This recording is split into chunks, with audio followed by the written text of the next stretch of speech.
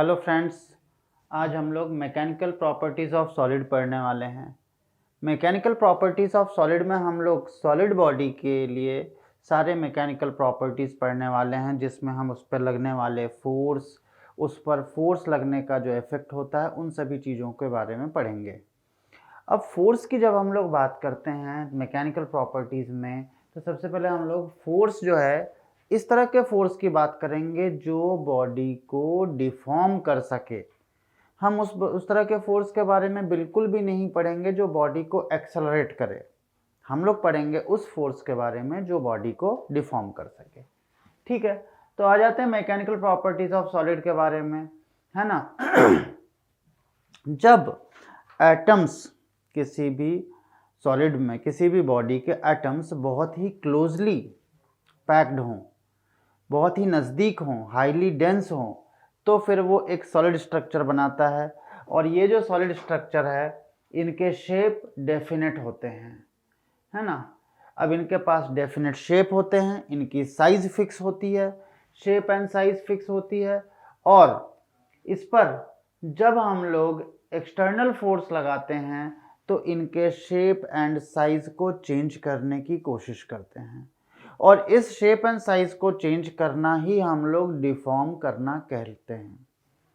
अब जब हम लोग इस तरह की बातें करते हैं तो हमारे पास की बात आती है इलास्टिसिटी।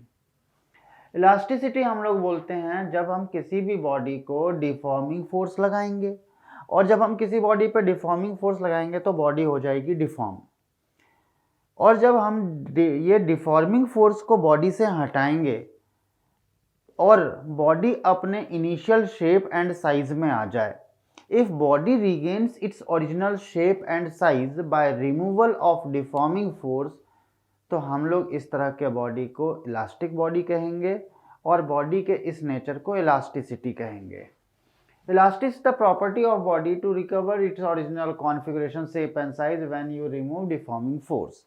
जैसे हम डिफॉर्मिंग फोर्स को हटाएंगे, बॉडी की प्रॉपर्टी होनी चाहिए कि वो अपने इनिशियल शेप एंड साइज में आ जाए, तो हम लोग इस तरह की प्रॉपर्टी को हम लोग क्या बोलेंगे, इलास्टिसिटी, और बॉडी को हम लोग बोलेंगे इलास्टिक बॉडी।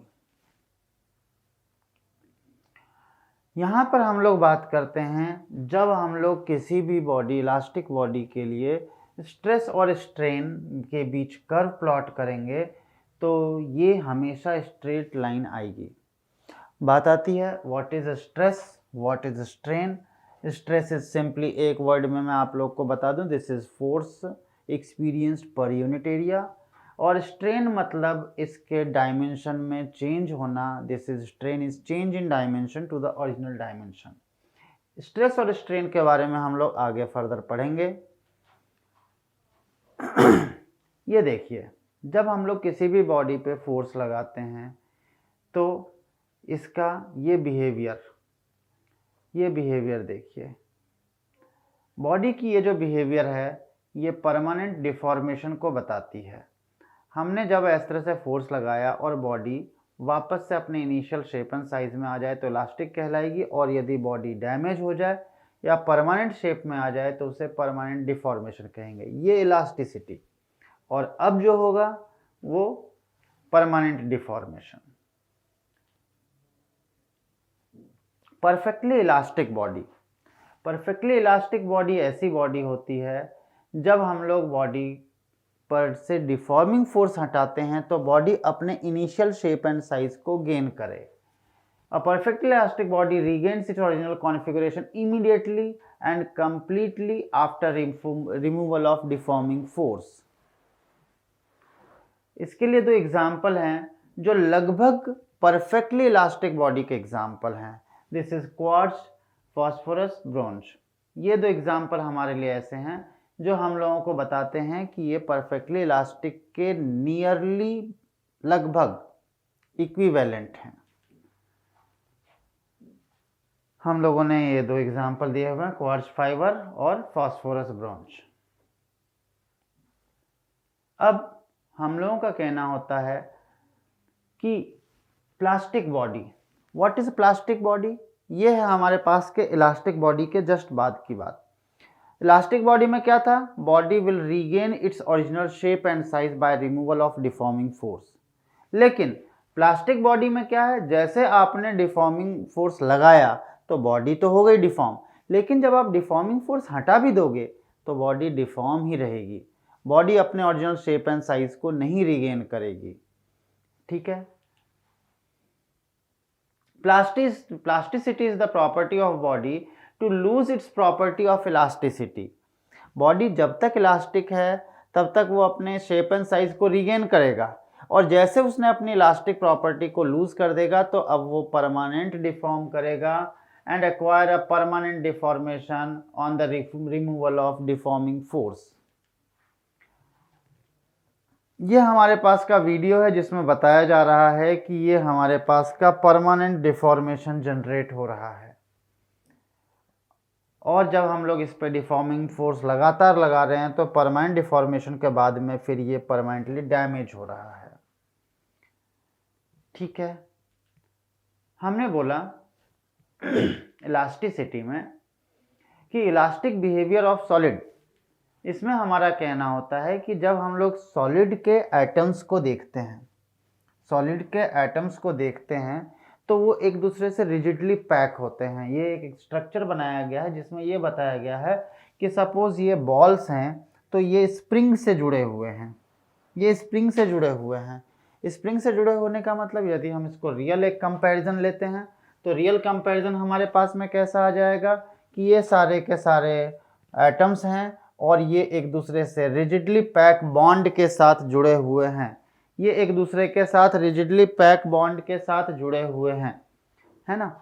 और यदि हम लोग इसको एक जनरल एग्जांपल लिया तो हम लोग बोलेंगे कि ये सारे के सारे मेटल बॉल हैं और ये एक दूसरे के साथ रिजिड स्प्रिंग से जुड़े हुए हैं, जिससे क्या होता है कि हमने एक बार छोटा सा भी डिफॉर्मेशन प्रोड्यूस किया तो ये क्या हो जाएगा, स्प्रिंग इसे वापस से लौटा करके ओरिजिनल शेप में ले आएगी। स्ट्रेस, जैसा कि मैंने पहले बोला था कि जब हम लोग किसी बॉडी पे फोर्स लगाते हैं तो ये जो फोर्स बॉडी एक्सपीरियंस करती है, हमने बॉडी पे फोर्स लगाया, दिस इज एक्सटर्नल फोर्स। अब हमारे फोर्स लगाने के बाद जो बॉडी फोर्स को एक्सपीरियंस कर रही है तो उसके यूनिट एरिया पर लगने वाला फोर्स, क्योंकि फोर्स, अब हमने फोर्स लगाया तो वो कितने एरिया पे लगाया, दिस मैटर्स। तो हमने बोला कि उस बॉडी के यूनिट एरिया पे जो फोर्स लग रही है, और वो भी कौन सा, जो फोर्स उसने एक्सपीरियंस किया है, उसे हम लोग स्ट्रेस कहते हैं। Stress, this is equal force upon area. क्यों? क्योंकि force per unit area is called stress. अब स्ट्रेस को हम लोग डिफाइन कर रहे हैं, this is the restoring force acting पर यूनिट एरिया। ठीक है। ये एक टेंसर क्वांटिटी है जिसका रिप्रेजेंटेशन हम लोग ग्रीक लेटर सिग्मा से करते हैं। सिग्मा के एक और साइन है जो समेशन के लिए यूज होता है, लेकिन ये ग्रीक लेटर सिग्मा से हम लोग इसको रिप्रेजेंट करते हैं। ठीक है। This is force per unit area, sigma this is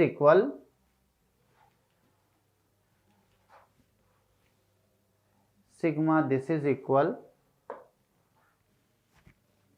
force per unit area, sigma this is equal force per unit area, this is equal force per unit area. Force की unit है newton and area की unit है metre square, therefore this is written as newton per metre square. और इसके लिए हम लोग pascal unit भी यूज करते हैं जिसने प्रेशर को डिफाइन किया था। Sigma equal force upon area, F is restoring force, A is area of cross section and sigma is stress, तो इसीलिए F upon A newton per metre square, this is equal stress. हमने यहाँ पर एक example लिया, stress किस तरह से बॉडी में प्रोड्यूस हो रहा है।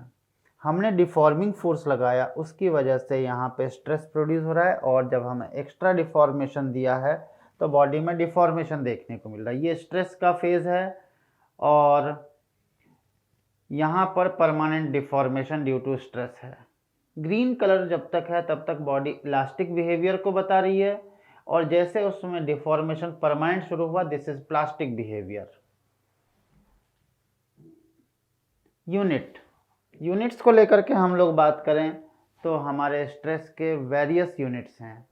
एक हमारे पास में जो फंडामेंटल यूनिट है वो न्यूटन पर मीटर स्क्वायर, और न्यूटन पर मीटर स्क्वायर को जब हम लोग सिंप्लीफाई करते हैं तो दिस इज किलोग्राम पर मीटर पर सेकेंड स्क्वायर।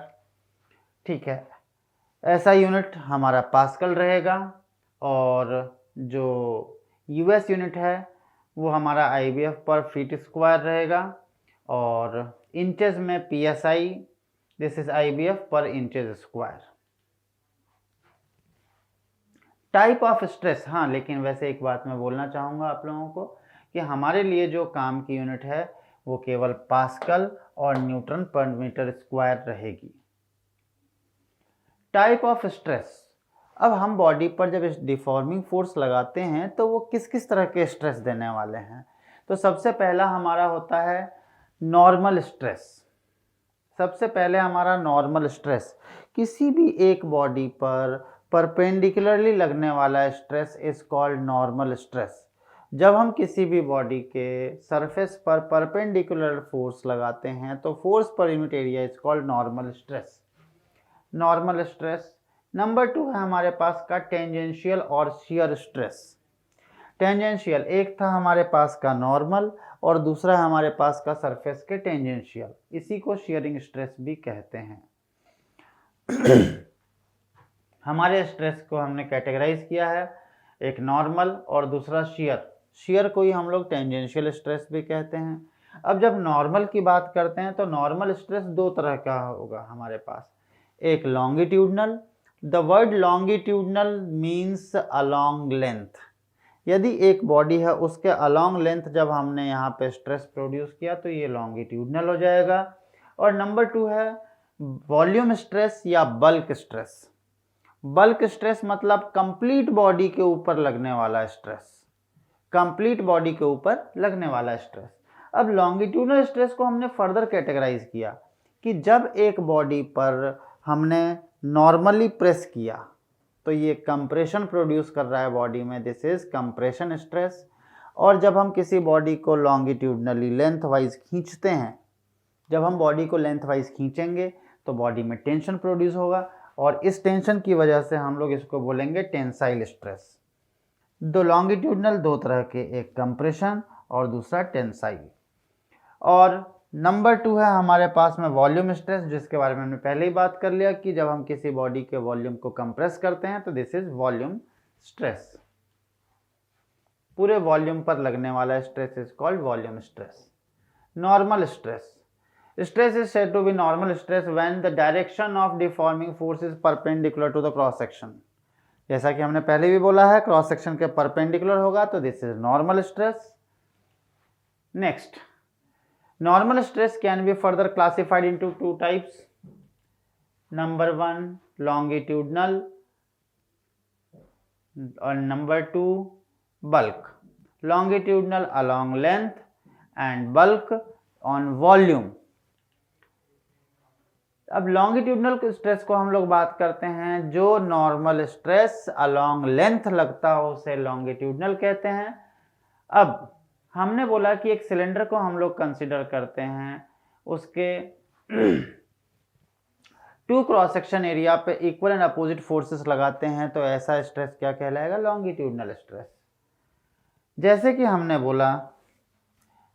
हमने बोला कि ये हमारे पास की एक बॉडी है,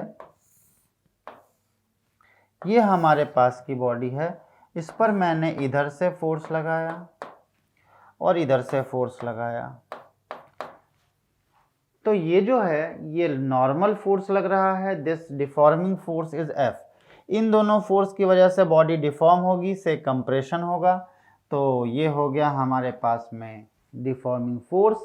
और जितने एरिया पर परपेंडिकुलरली लग रहा है this area is area of cross section.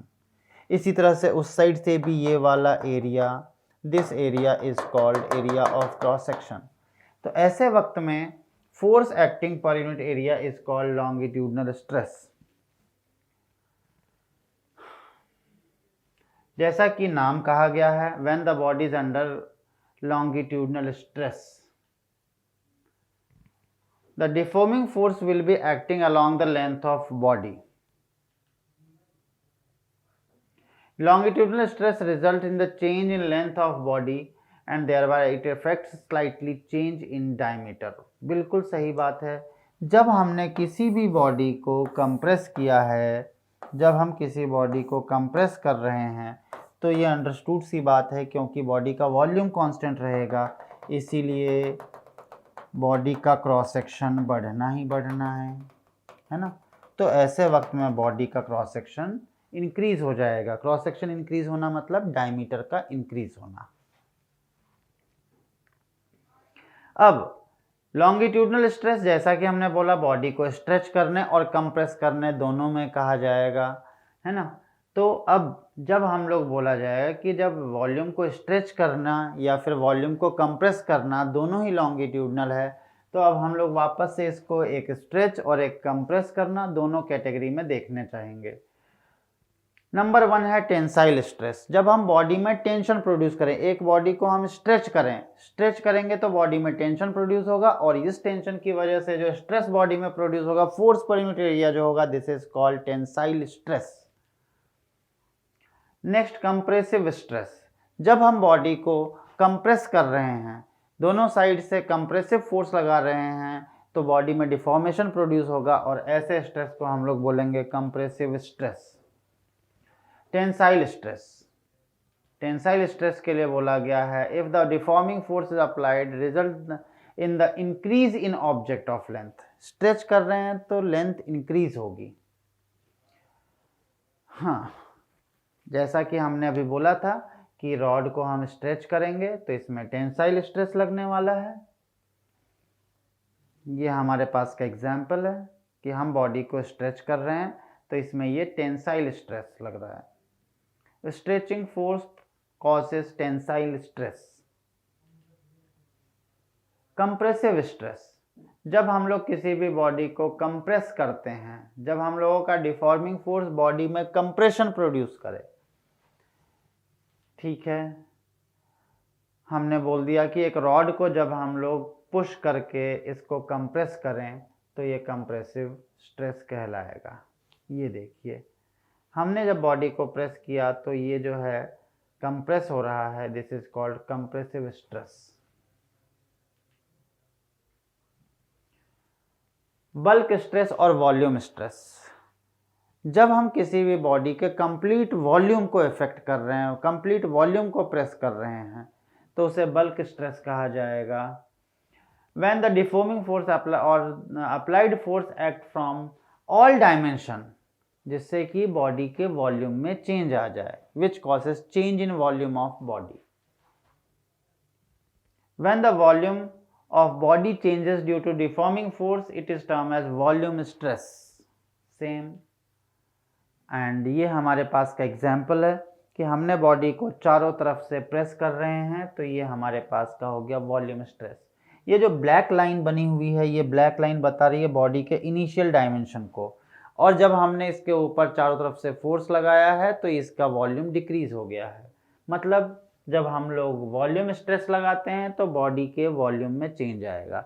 Same example हम बलून का भी ले सकते हैं। जब हम बलून को फुलाते हैं, बलून को फूंकते हैं तो उसका वॉल्यूम इंक्रीज होता है, मतलब बलून में वॉल्यूम स्ट्रेस प्रोड्यूस हो रहा है। शियरिंग स्ट्रेन, शियरिंग स्ट्रेस और टेंजेंशियल स्ट्रेस, जब हमने किसी भी बॉडी पे टेंजेंशियल फोर्स लगाया है, जब हम किसी भी बॉडी पे टेंजेंशियल फोर्स लगाते हैं जिससे बॉडी में डिफॉर्मेशन प्रोड्यूस हो जाए, तो इसे हम लोग टेंजेंशियल स्ट्रेस कहते हैं। ये जो टेंजेंशियल स्ट्रेस है वो सरफेस के पैरेलल लगता है। जैसे कि मैं एक बॉडी को इमेजिन करूं, ये है मेरे पास की एक बॉडी, इस बॉडी पर इस तरह से टेंजेंशियली फोर्स लगाऊं तो ये हमारे पास टेंजेंशियल स्ट्रेस कॉज करेगा। इसकी वजह से बॉडी का शेप डिफॉर्म होगा, बॉडी का शेप डिफॉर्म होगा, और किसी भी बॉडी का शेप डिफॉर्म होना मतलब कहते हैं बॉडी में शियर प्रोड्यूस होना। बॉडी में शियर प्रोड्यूस होना मतलब यहाँ पर हमारे डिफॉर्मिंग फोर्स से बॉडी में शियर प्रोड्यूस हो रहा है, इसीलिए हम लोग इसको शियरिंग स्ट्रेस भी कहते हैं। This results in the change in shape of body. ये हमने एग्जाम्पल कि जब हमने अपर सरफेस पे फोर्स लगाया तो बॉडी इस तरह से पहले सीधी थी, अब ये बॉडी टिल्ट हो गई है। जब हमने इस बॉडी के अपर सरफेस पर फोर्स लगाया है, नीचे वाले सरफेस को रिजिडली रखा हुआ है, क्लैम्प्ड रखा हुआ है, अपर सरफेस पे फोर्स लगाएंगे तो बॉडी टिल्ट हो जाएगी। इसका वॉल्यूम चेंज नहीं हुआ, इसका केवल शेप चेंज हुआ है, और इसीलिए हम बोल रहे हैं कि बॉडी में क्या हुआ है, शियर प्रोड्यूस हुआ। फिर से एक बार देख लेते हैं क्विक रिव्यू करते हुए। स्ट्रेस हमारे पास में दो तरह के, नॉर्मल एंड शियर। नॉर्मल जो सरफेस के परपेंडिकुलर लगता है या नॉर्मल लगता है, शियर जिससे बॉडी का शेप चेंज हो जाता है, ये हमेशा टेंजेंशियली एक्ट करता है। अब वापस से हमारे पास में नॉर्मल के दो टाइप हो जाएंगे, longitudinal which acts along length, और वॉल्यूम जो पूरे के पूरे सरफेस पर परपेंडिकुलरली लगता है ऑन कंप्लीट वॉल्यूम। लॉन्गिट्यूडनल दो तरह के, एक टेंसाइल और एक compressive. Tensile which causes tension, compressive which compresses a body. Strain actual में ये सोचने की बात है कि जब हमने बॉडी में डिफॉर्मेशन प्रोड्यूस किया, जब भी हमने बॉडी में डिफॉर्मेशन प्रोड्यूस किया तो हम इस पैरामीटर को नहीं समझ सकते हैं। मैं थोड़ा सा इसको एक्सप्लेन करूंगा। मैंने बोला एक वायर में 1 मिलीमीटर का डिफॉर्मेशन आया, एक वायर में 1 मिलीमीटर का डिफॉर्मेशन हुआ, और दूसरे वायर में 2 मिलीमीटर का डिफॉर्मेशन हुआ। किसमें ज़्यादा डिफॉर्मेशन हुआ? अब ये क्वेश्चन है। आप बोल दोगे सर दूसरे वाले वायर में ज़्यादा डिफॉर्मेशन है। मैं बोलूँगा नहीं, बिल्कुल भी नहीं। डिफॉर्म होना, कितने वायर में इतना डिफॉर्मेशन आया, ये इम्पॉर्टेंट है। हो सकता है कि ये 1 मिलीमीटर का जो डिफॉर्मेशन है वो केवल 1 मीटर वायर में हुआ है, से 100 मिलीमीटर 1000 मिलीमीटर में डिफॉर्मेशन हुआ है 1 मिलीमीटर का, एंड 5 मीटर में मतलब 5000 मिलीमीटर में डिफॉर्मेशन हुआ है 2 मिलीमीटर का। अब आप बताइए कि बॉडी किस में ज़्यादा डिफॉर्म हुई है? आप बोलोगे सर ये 1000 मिलीमीटर था, उसी में 1 मिलीमीटर का डिफॉर्मेशन हो गया, लेकिन ये 5000 मिलीमीटर में ओनली 2 मिलीमीटर का deformation. This deformation is very very less. ये डिफॉर्मेशन बहुत कम है। गॉट इट और नॉट? यदि थोड़ा सा टफ लग रहा है तो 5 मीटर को, ये वर्चुअल डेटा है, 5 मीटर को मैंने 1 मीटर डिफॉर्म किया, और 20 मीटर को मैंने 2 मीटर डिफॉर्म किया। अब बताइए किस में ज़्यादा डिफॉर्मेशन है? केवल चेंज इन लेंथ को देखेंगे तो हमें समझ में आएगा कि केवल सेकंड वाले में 2 मीटर का डिफॉर्मेशन है, लेकिन यदि विथ रेस्पेक्ट टू ओरिजिनल की बात करें तो फर्स्ट वाले में ज़्यादा डिफॉर्मेशन है कि 5 मीटर में 1 और यहाँ 20 मीटर में ओनली 2। तो इसीलिए स्ट्रेन, हमारे पास जो रिलेटिव टर्म है इसे हमें समझना होगा। This is the ratio of change in size to the original size. This is the ratio of change in shape to the original shape. Got it? मतलब हमें चेंज अपॉन ओरिजिनल की बात करनी है, केवल चेंज की बात नहीं करनी है। हमें केवल चेंज की बात नहीं करनी है, हमें चेंज अपॉन ओरिजिनल की बात करनी है, चेंज अपॉन ओरिजिनल की बात। आई थिंक अब आप लोग समझ पा रहे होंगे। ठीक है, ये एक नंबर है, क्यों? क्योंकि ratio of change in shape upon original shape, ये भी मीटर में, ये भी मीटर में, तो ये यूनिटलेस क्वांटिटी हो गई, ये डायमेंशनलेस क्वांटिटी हो गई। ये केवल एक न्यूमेरिक वैल्यू है जो ये बताती है किस बॉडी में ज़्यादा डिफॉर्मेशन हुआ और किस बॉडी में कम डिफॉर्मेशन। हाँ, strain is the amount of deformation experienced by the body in the direction of force applied, ठीक है, divided by the initial dimension. बिल्कुल सही है कि जो भी डिफॉर्मेशन प्रोड्यूस है with respect to original is called strain, ठीक है। अब हम लोग बोलते हैं कि यदि किसी बॉडी के लेंथ में चेंज हो रही है तो हम लोग यहाँ पर बोलेंगे कि change in length to the original length is called strain. Change in length to the original length is called strain. इसे हम लोग एप्सिलॉन से रिप्रेजेंट करते हैं। मान लिया कि एक वायर में चेंज इन लेंथ है delta L and original length is L. मैं एक्सप्लेन कर रहा हूँ, ये एक वायर, इसकी लेंथ है एल, इसको मैंने डिफॉर्म कर दिया, डिफॉर्म हो करके इसकी वैल्यू आ गई डेल्टा एल। तो स्ट्रेन क्या कहलाएगा? Change in length to the original length, delta L upon L. Is this very clear to all of you? ठीक है। अब यहाँ पर हम लोग बोलेंगे epsilon is the strain, delta is the change in length and L is the original length. ठीक है।